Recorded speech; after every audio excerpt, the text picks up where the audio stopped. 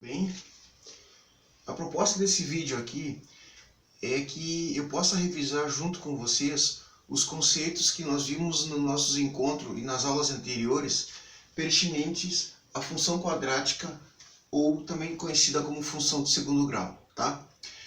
O que foi colocado no quadro aqui e o que nós vamos conversar tá no material de vocês, tá na apostila, a partir da página 21 lá. A função quadrática e os seus principais conceitos, tá bem? Gente, olha só. A função quadrática, a sua definição, é toda função f, ok? De reais para reais, tal que f de x é igual a x ao quadrado mais bx mais c. Ou seja, a função quadrática, que nós chamamos de uma função quadrática completa, tá? Ela é composta, tem esse formato aqui, onde o a, o b e o c, que nós chamamos de coeficientes, esse a, b e c, eles pertencem ao conjunto dos reais, e obrigatoriamente o a, que é o primeiro coeficiente aqui, ele tem que ser diferente de zero, né? Até porque se ele for igual a zero, ele vai acabar anulando esse primeiro termo ao quadrado, o termo de x ao quadrado, o que passaria, o que deixaria de ser essa função uma função de segundo grau, tá bem? Porque anularia do termo o expoente elevado ao quadrado, tá bem? Bom, exemplos aqui de função quadrática ou função de segundo grau. f de x igual a menos x ao quadrado mais 2x, e aqui nós temos um caso típico de função quadrática, ou função de segundo grau incompleta, porque aqui está faltando o termo c, né? Que também é conhecido como termo independente lá, tá?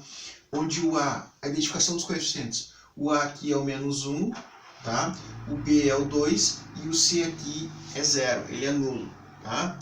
Nesse segundo exemplo aqui, f de x igual a 2x ao quadrado menos 0,15x mais 1,73. Mesma coisa, identificamos os coeficientes, o a é o 2, o b é o menos 0,5, né, considerando o sinal lá, e o c é 1,73. Bom, o conjunto domínio dessa função, tá, quadrática, é todos os reais, ou seja, todos os elementos, todos os números que compõem o domínio, ele pode ser utilizados aqui, dos reais, né, eles podem ser utilizados para o desenvolvimento dessa função, tá certo? Graficamente falando, essa função, o gráfico de uma função quadrática, de uma função de segundo grau, é representado pelo que nós chamamos de uma parábola, uma curva chamada de parábola, certo? E essa parábola, que é esse desenho que está descrito aqui, ó, ela pode ser de dois tipos, certo? Aqui, ó, essa abertura que nós chamamos de concavidade da parábola, aqui, daqui até aqui, e aqui nós chamamos esse ponto aqui de vértice da parábola, tá bem? Aqui nós temos o gráfico, né, o eixo x e o eixo y, e aqui o desenho da parábola. Gente, o f de x igual a x ao quadrado, vocês podem ver na identificação aqui que o a aqui vale 1. Portanto, esse a aqui ele é maior que zero, ele é positivo. Isso é caracterizador do que nós chamamos de função crescente. Então aqui, ó, quando a parábola tiver esse sentido, tá? Ou seja, que é determinado pelo nosso a, pelo coeficiente a, essa função é conhecida como função crescente. Por consequência, se a nossa parábola tiver essa estrutura, ou seja, a concavidade agora vai ser voltada para baixo, o nosso a ele vai ser menor do que zero, ele vai ser negativo. Por exemplo, f de x igual a menos x quadrado. E esse tipo de função agora, a quadrática, ela vai ser chamada de função decrescente em função do a. Então, a maior que zero, a positivo, função crescente. A menor que zero, a negativo, função decrescente. E aqui suas respectivas parábolas, certo? Voltada para cima, voltada para baixo.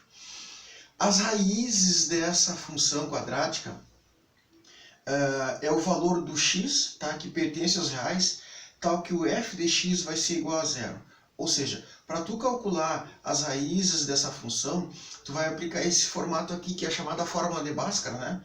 Ou seja, o x' e o x duas linhas, tal que menos b, aí Bhaskara, menos b mais ou menos raiz quadrada de delta, que a gente vai ver agora lá, que é o discriminante, sobre 2a, chamada fórmula de Bhaskara, tá? Esse delta que está aqui, ó, que nós chamamos de discriminante, nós